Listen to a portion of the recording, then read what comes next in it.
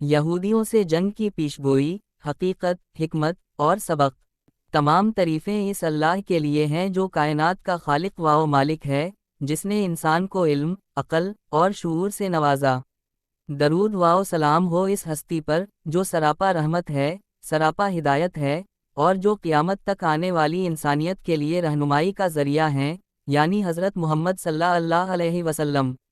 آج ہم ایک نہایت اہم اور معنی خیز موضوع پر گفتگو کریں گے، جس میں نہ صرف حدیث رسول صلی اللہ علیہ وسلم کے الفاظ کی صداقت پر روشنی ڈالی جائے گی بلکہ اس پیشگوئی کی عملی حقیقت، اس کے تاریخی تناظر اور امت مسلمہ کے لیے اس میں چھپے سبق کو بھی واضح کیا جائے گا۔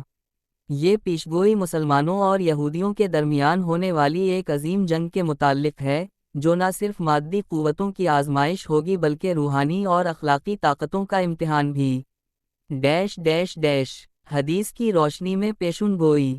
رسول اللہ صلی اللہ علیہ وسلم نے فرمایا، تم یہودیوں سے جنگ کرو گے یہاں تک کہ وہ پتھروں اور درختوں کے پیچھے چھپیں گے، اور پتھر اور درخت کہے گا، اے مسلمان، یہ یہودی میرے پیچھے چھپا ہوا ہے، آ کر اسے قتل کر دو، سوائے غرقد کے درخت کے، کیونکہ وہ یہودیوں کا درخت ہے۔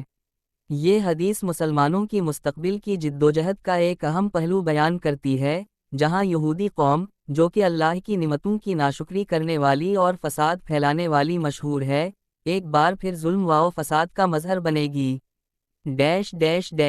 یہ پیشگوئی کب کی گئی؟ یہ پیشگوئی اس وقت کی گئی جب جزیرہ عرب میں یہودی قبیلے موجود تھے، اور نبی اکرم صلی اللہ علیہ وسلم نے ان کے ساتھ مختلف معاہدے کیے تھے۔ یہ معاہدے امن و سلامتی کی ضمانت کے طور پر کیے گئے تھے، لیکن یہودیوں نے بار بار عہد شکنی کی اور مدینہ کے اندرونی معاملات میں فساد برپا کرنے کی کوشش کی۔ یہ پیشگوئی اس وقت دی گئی جب مسلمانوں کے پاس نہ زیادہ طاقت تھی، نہ وسائل۔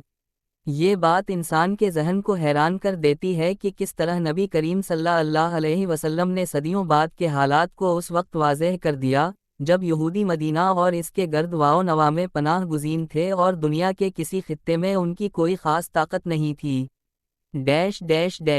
قرآن میں یہودیوں کا ذکر۔ قرآن مجید میں اللہ تعالیٰ نے یہودیوں کی سرکشی اور ناشکری کو کئی بار بیان کیا ہے۔ اللہ تعالیٰ فرماتے ہیں، اور ہم نے ان پر ذلت اور محتاجی مسلط کر دی اور وہ اللہ کے غضب کے ساتھ لوٹے۔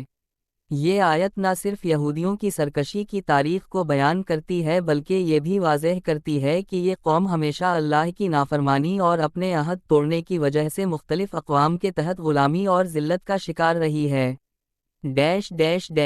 غرقد کا درخت اور یہودیوں کی تیاری۔ حدیث میں ذکر کیے گئے غرقد کے درخت کو آج اسرائیل میں بڑے پیمانے پر لگایا جا رہا ہے۔ یہ درخت یہودیوں کے لیے ایک علامتی پناہ گاہ کے طور پر استعمال ہوگا، جیسا کہ حدیث میں بیان کیا گیا ہے۔ آج اسرائیل میں مختلف مقامات پر غرقد کے درخت لگائے جا رہے ہیں، اور یہ بات یہودی علماء اور مفکرین کے علم میں ہے کہ یہ درخت مسلمانوں کے ساتھ ہونے والی جنگ میں ان کی حفاظت کے لیے کام آئے گا۔ یہ حقیقت نبی اکرم صلی اللہ علیہ وسلم کی پیشگوئی کی سچائی کو مزید واضح کرتی ہے۔ یہودی قوم کی تاریخی پس منظر۔ یہودی تاریخ ہمیشہ عروج و زوال کی داستان رہی ہے۔ اللہ تعالیٰ نے انہیں اپنی بہت سی نعمتوں سے نوازا، لیکن انہوں نے ہر بار ان نعمتوں کی ناشکری کی۔